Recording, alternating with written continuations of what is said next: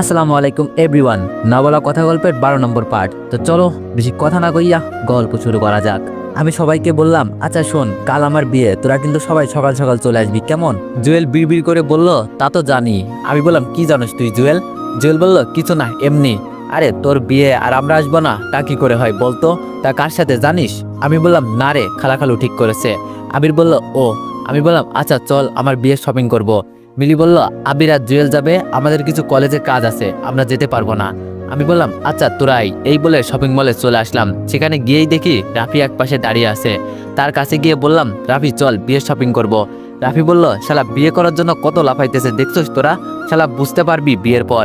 আমি বললাম, তোরে কইছে আমি লাফাইতেছি, আর বেশি কথা বললে কানিজের ফোন দিব বলে দিলাম। এখন চল, দেরি হয়ে যাচ্ছে। রাফি বলল, দে ফোন, আমি কি মানা করছি? আল্লাহ, এতে বউ জানো আমারটার থেকেও জল্লাদ পড়ে। এটা বলার পর আমরা সবাই হাসতে শুরু করলাম। আমি বললাম, শকুনের দোয়ায় গরু মরে না, এখন শপিং করবি নাকি কানিজের কল দিমু? রাফি বলল, এই না না ভাই, দিস না, চল এখন। আচ্ছা আঙ্কেল আন্টি শপিং করবে না? আমি বললাম, খালা খালুরাও গেছে শপিং করতে, তারা কি বলে আমার হুবু বউয়ের সাথে গিয়েছে। রাফি বলল, ও আচ্ছা চল। সবাই মিলে অনেক শপিং করলাম। করার পর মল থেকে যখন বের হতে যাব তখন তানার মতো কাউকে দেখলাম, সাথে মনে হয় মিলি লিমাও কানিজকেও দেখলাম। আমি বললাম, আবির দেখ তো, ওরা মিলি লিমা তানার মতো লাগছে না? আবির বলল, আরে না, ওরা কলেজে, এখানে কি করবে, তুই ভুল দেখছিস, চল তো, অনেক ক্ষুধা লাগছে। আমি বললাম, ও তাই তো, ওদের তো কলেজে জরুরি কাজ আছে। এটা বলে আর তেমন গুরুত্ব না দিয়ে রেস্টুরেন্টে চলে গেলাম। সবাই মিলে আড্ডা হাসি মজা করে খাবার খেলাম। সবার সাথে হাসি মজা করলেও কেন জানি মনটা খারাপ লাগছে, কেন লাগছে তাও জানি না। তা সবাইকে বুঝতে না দিয়ে তাদের সাথে আমিও মজা করতে লাগলাম। খাবার খেয়ে অনেক ঘোরাঘুরি করলাম সবাই মিলে। ঘোরাঘুরি করতে করতে কখন যে 7:30 বেজে গেল নিজেও জানি না। তাই যার যার শপিং তাকে দিয়ে সবাইকে বিদায় দিয়ে আমি চলে আসলাম বাসায়। বাসায় এসে কলিং বেল দিলাম, সাইদ এসে দরজা খুলে দিল। সাইদ বলল, ভাইয়া এতক্ষণ লাগে শপিং করতে? আমরা তো সেই কখন চলে আসছি। আমি বললাম, আরে ভাই, আমরা অনেক ঘোরাঘুরি করছি, তোকে তো বলছি আমার সাথে যাওয়ার কথা, তুই তো বলছিস না আমি যাব ভাবির সাথে। সাইদ বলল, আমরাও ঘুরছি বুঝলে, ভাবি আমাকে অনেক আদর করছে জানো। আর ভাবিকে জানো, ভাবি হচ্ছে আমাদের খালু। সাইদকে আর বলতে না দিয়ে আমাকে দেখেও না দেখে খালু বলল, সাইদ কি আসছে রে? সাইদ বলল, অনেক ভাইয়া। খালু বলল, তা তোমার ভাইয়া অনেক টায়ার্ড, তাকে একটু বিশ্রাম করতে দাও, আর তুমি গিয়ে ঋতু আপের সাথে খেলা করো। সাইদ বলল, আচ্ছা আব্বু। খালু বলল, আর অনেক তুমি গিয়ে রেস্ট নাও। মনে মনে বলল, বাঁচা গেল, আরেকটু হলেই সব শেষ। আমি বললাম, আর খালু আমাকে ডাকিও না, আমি বাইরে থেকে খেয়েছি। খালু বলল, আচ্ছা। আমি আর কিছু না বলে রুমে এসে ফ্রেশে অফিসের কিছু কাজ বাকি ছিল তা শেষ করে ঘুমিয়ে পড়লাম। তো এভরিওয়ান, তোমরা ভিডিওতে একটু বেশি বেশি কমেন্ট করবা, তোমাদের কমেন্ট আমার ভিডিও বানাতে আরো বেশি ইন্সপায়ার করে। বৃষ্টি বৃষ্টি 7 ফুটে হয়ে গেল রে, কেউ আসো, কয়টা বালতি নিয়ে আসো, বৃষ্টির পানি আটকাতে হবে। এটা বলে খাট থেকে উঠে কোনো দিকে না তাকিয়ে দৌড়ে ওয়াশরুম থেকে বালতি এনে খাট বরাবর ধরলাম। তারপর ছাদের দিকে তাকিয়ে দেখলাম ছাদে তো কোনো ফুটো নেই। এটা কি হলো, ছাদে ফুটো নেই, তাহলে আমার গায়ে পানি পড়লো কিভাবে? একটু পরে খেয়াল করলাম পিছনে কারা যেন হাসতেছে। তাকিয়ে দেখলাম রাফি, আবির, জুয়েল হাসতেছে। তাদের হাতে দেখি বালতি। আরে তোরা হাসতেছিস কেন? আর বালতি এনে লাভ নাই, বৃষ্টি পড়ছে না। রাফি বলল, বৃষ্টি পড়বে কেমনে, আমরা কি বৃষ্টি দিছি নাকি? আমি বললাম, মানে? আবির বলল, মানে আমরা তোর গায়ে পানি দিচ্ছিলাম, শালা আজ বিয়ে আর দোলা কি সুন্দর করে নাক ডেকে ঘুমাচ্ছে। আমি বললাম, বিয়ে বলে কি ঘুমাবো না, আর তোরা এমনিতেও আমার ঘুম দেখতে পারিস না। ওরা বলল, ওই শালা মানুষ ঘুম যায়, তাই না হলে 10টা পর্যন্ত নাকি? আমি বললাম, কি বলিস 10টা? দেখি তো। এই বলে মোবাইলের টাইম দেখলাম, কিরে সত্যিই তো 10টা বেজে গেল। জুয়েল বলল, শালা সারা রাত বইয়ের লগে কথা বলবি, এমন তো হবেই। আমি বললাম, শালা বলবো নাকি লিমাকে, তুই সেই ছোটবেলায় তানিশাকে পটাতে ওর পিছনে লাগছিলি। জুয়েল বলল, না রে ভাই, বাপতাই তোর কাছে কিছু বলিস না। আমি বললাম, এই তো গুড বয়, আচ্ছা তোরা যা, আমি ফ্রেশ হয়ে নিচে আসছি। আবির বললাম, তাড়াতাড়ি আই। আমি আর দেরি না করে ফ্রেশ হয়ে নিচে গিয়ে নাস্তা করে রাফি আবিরদের সাথে গল্প করতে লাগলাম। কিন্তু আমার মনে কেমন জানি করছে, আমি কিছু একটা পেয়েও হারিয়ে ফেলছি, এইসব চিন্তা করছি। রাফি আমাকে ধাক্কা দিতে দিতে বলল, অনিক, এই অনিক। আমি বললাম, হ্যাঁ কি? এই তো আমি, কি বল? রাফি বলল, এত জোরে চিৎকার দিচ্ছি শুনছিস না, কি ভাবছিস এত? আমি বললাম, কই কিছু না তো। রাফি বলল, ও আচ্ছা চল, এখন গোসল করে তোকে রেডি করাতে হবে, কিছুক্ষণ পর ভাবিদের বাড়ি যেতে হবে। আমি বললাম, কেন ভাবিদের বাড়ি যাবি? আবির আমার মাথায় একটা থাপ্পড় দিয়ে বলল, শালা বিয়ে করবি না নাকি, মন কোথায় তোর? আমি বললাম, ও হ্যাঁ করবো তো, চল তাড়াতাড়ি রেডি হতে হবে। আমাকে তারা রেডি করিয়ে নিচে নামালো। তখন ঋতু বলল, আরে ভাইয়াকে তো অনেক সুন্দর লাগছে, না জানি তা ভাবি দেখলে অজ্ঞান হয়ে যাবে কিনা। আমি বললাম, এই তা দিয়ে কি একটা বলছিলি তুই? ঋতু বলল, কই কিছু না তো, এত কিছু বলেন কেন, তাড়াতাড়ি গাড়িতে ওঠেন। এই বলে আমাকে গাড়িতে উঠিয়ে দিল, সাথে রাফি, আবির, জুয়েল বসলো। তারপর গাড়ি চালাতে শুরু করলো। তখন আমি বললাম, আবির আমার জানি কেমন কেমন করতেছে, তোর আমার থেকে কিছু লুকাচ্ছিস না তো? আবির বলল, আরে কি লুকাবো, তোর এমনি নার্ভাস লাগতেছে, ঠিক হয়ে যাবে। আমি বললাম, ও তারপরেও কিছু একটা মন মানতেছে না আমার। আবির বলল, আরে বাদ দে, এখন বিয়ে নিয়ে চিন্তা কর। আমি বললাম, কিছুক্ষণের ভিতরে আমরা চলে আসলাম আমার হবু শ্বশুর বাড়ি। আমাদের আদর যত্ন করে স্টেজে তুলে আমার হবু বউয়ের সাথে বসালো। কিছুক্ষণ সবার সাথে ছবি টবি তোলার পর একটু বসলাম। এইসব বিরক্ত লাগতেছে কেন জানি না, মন কিসের জন্য খারাপ তাও জানি না। একটু পরে কাজী আসলো বিয়ে পড়াতে। আর দেরি না করে বিয়ে পড়ানোর জন্য কাজী আমাকে বলতে বলল কবুল। আমার মন কেন যেন মানতেছে না কবুল বলতে। কেন যেন মনে হচ্ছে আমি কারো কাছ থেকে দূরে চলে যাচ্ছি। কেন জানি মনে হচ্ছে আমি কারোর সাথে অন্যায় করতেছি। এইসব চিন্তা করতেছি, তার মধ্যে খালো বলল, অনেক বাবা কি চিন্তা করছো, কবুল বলো। আমি হকচকিয়ে বললাম, কই কি চিন্তা করব। খালো বলল, তাহলে কবুল বলো। আমি আর কিছু চিন্তা না করে 3বার কবুল বলে দিলাম। তারপর মেয়ের কাছে যেতে মেয়েটা তাড়াতাড়ি করে কবুল বলে দিল। তা দেখে আমি অনেক অবাক, কি হলো এটা? আমি ছেলে হয়ে এত ভাবলাম আর উনি মেয়ে হয়ে কিছু ভাবলো না, ব্যাপারটা কেমন হয়ে গেল না? এইসব ভাবতেছি তখন খাবার খেতে নিয়ে গেল আমাকে সবাই। সবাই মিলে আমাকে খাবার খাওয়াতে লাগলো। কি স্বাদ, এরকম করে যদি প্রতিদিন খাওয়া দিত কি যে ভালো লাগতো। এইভাবে সব ফর্মালিটি শেষ করে সন্ধ্যায় বউকে নিয়ে বাসায় গেলাম।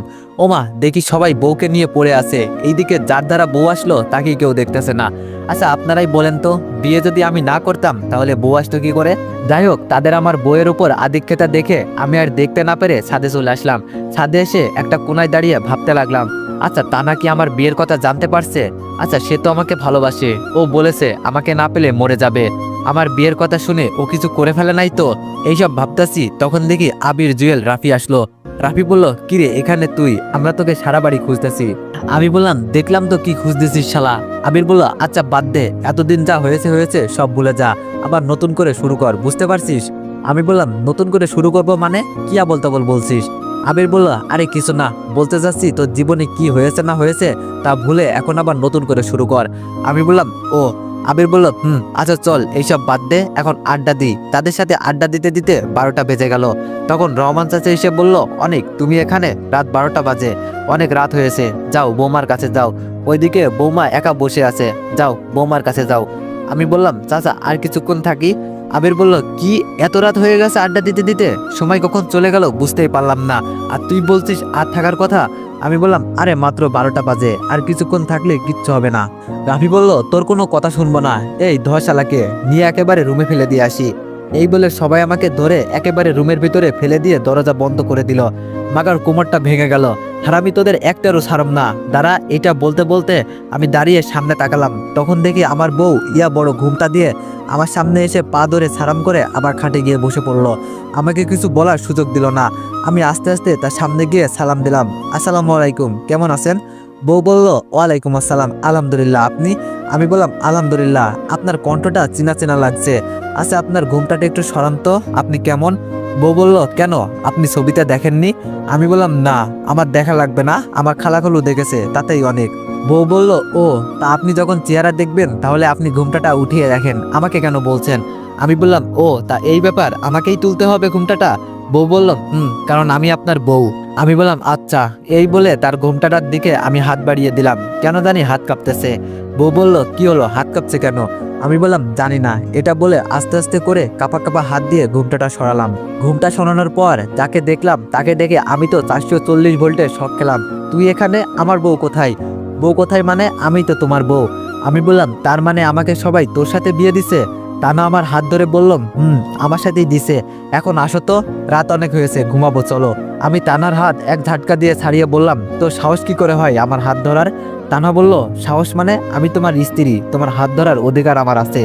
আমি বললাম, তোর অধিকারের গুষ্টি মারি, আমি তোকে বউ হিসাবে মানি না, বুঝলি? তানা কান্না জড়িত কণ্ঠে বলল, প্লিজ এমনটা করো না, আমি ইসলামিক নিয়মেই তোমার এখন বউ। আচ্ছা সব ভুলে আমাকে ক্ষমা করে দিয়ে আবার নতুন করে শুরু করা যায় না? আমি একটু হেসে বললাম, ভুলে যাব তাও আমি? সেদিন মনে আছে তুই আমাকে বলেছিলি আমাকে তো সহ্য হয় না, আমাকে বলেছিলি আমার মুখটা তুই দেখতে চাস না, তাহলে আজ কেন আমাকে বিয়ে করলি বল? তানা বলল, তোমাকে ভালোবাসি বলে। আমি বললাম, কি তুই আমাকে ভালোবাসিস? এটা একটু বেশি হয়ে গেল না? তুই যদি আমাকে ভালোবাসতি তাহলে আমাকে এমন অপমান করতে পারতি না।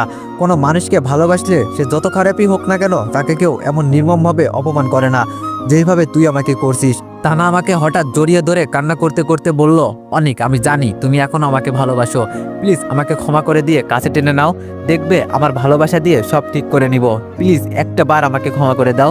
এইবার আমার রাগ উঠে গেল, তাকে আমার কাছ থেকে ছাড়িয়ে 2টা কুশের থাপ্পড় দিয়ে বললাম, তুই আবার আমাকে টাচ করলি?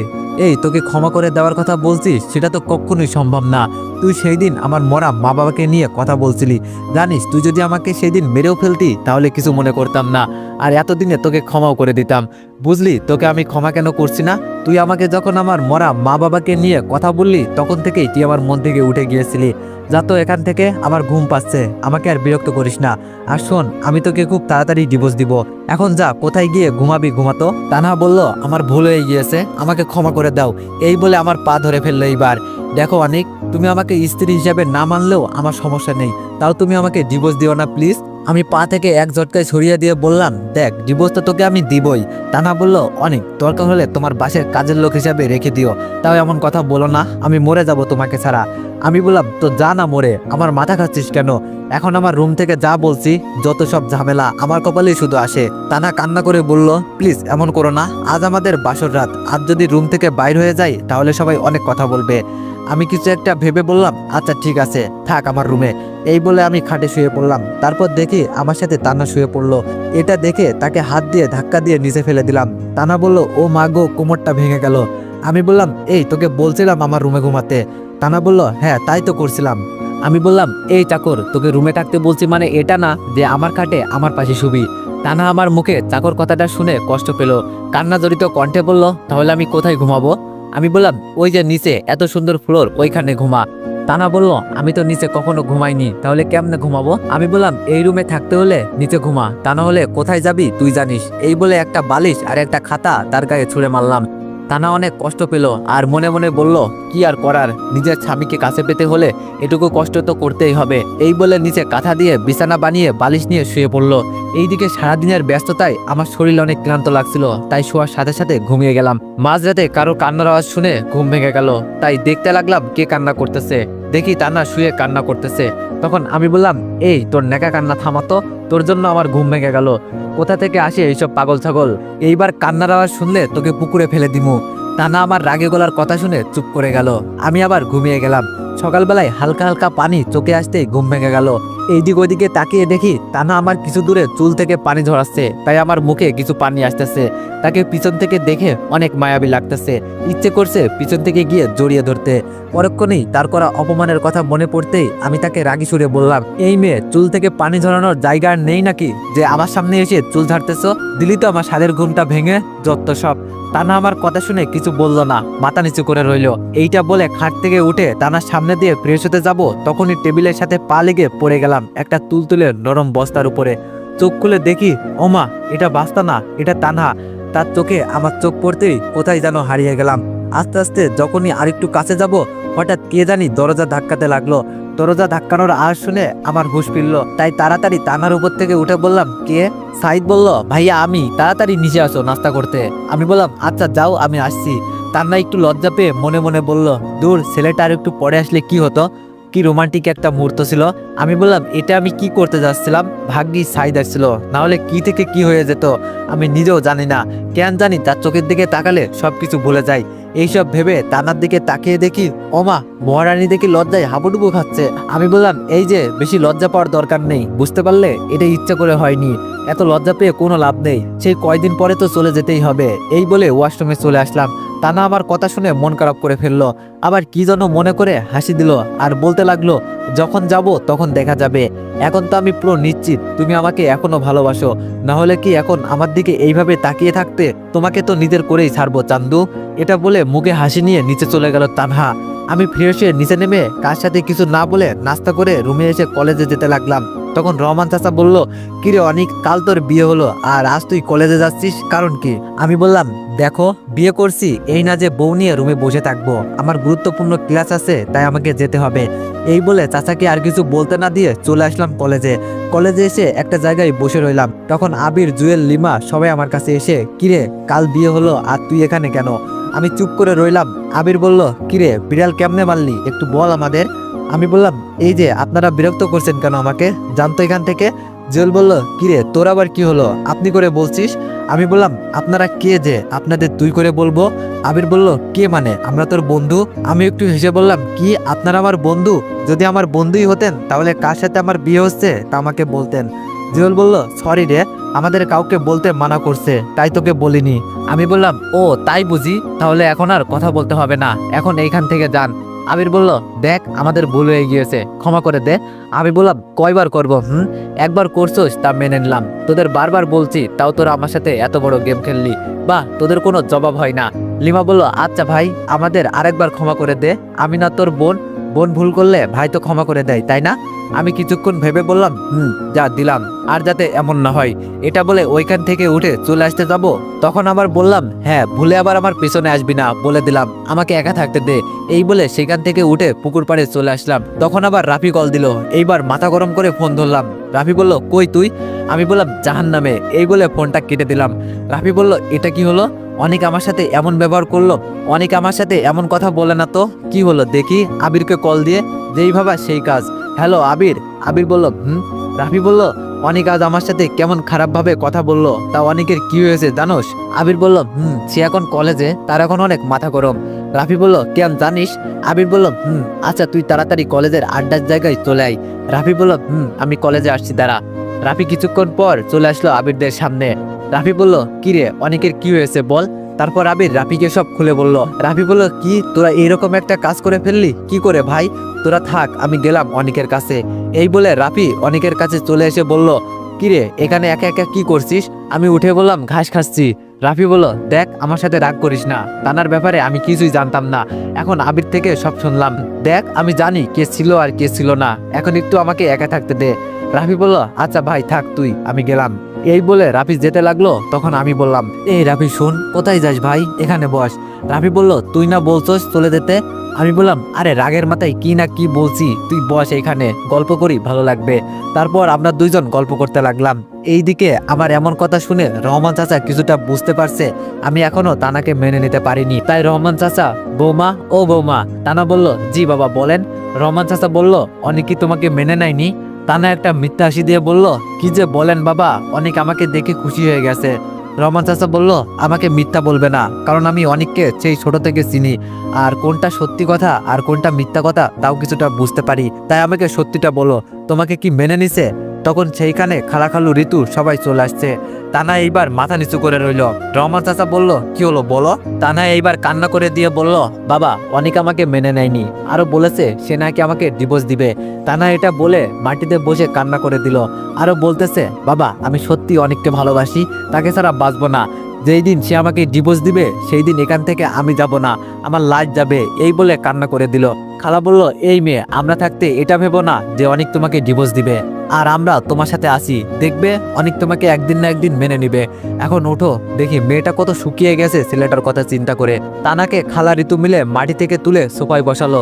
ঋতু বলল ভাবি চিন্তা করো না, সব ঠিক হয়ে যাবে, আর তাড়াতাড়ি জানো আমরা আন্টি ডাক শুনি। এটা শোনার পর তানা লজ্জা পেল। ঋতু বলল আরে আমার লজ্জাবতী ভাবি রে, আচ্ছা ভাবি তোমার আর ভাইয়ের প্রথম দেখা কিভাবে হলো বলো।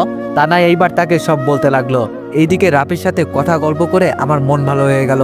আমি বললাম রাফি এখন উঠি, ক্লাস করব, তুই যা ক্লাস কর। রাফি বলল ভাই যা। এই বলে আমি আমার ক্লাসে গেলাম আর রাফি তাদের ক্লাসে।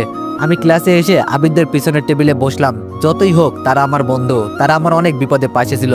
আবির বলল কিরে মন ভালো হলো? আমি বললাম বেশি কথা না বলে ক্লাস কর। এই বলে সবাই ক্লাস করতে লাগলাম।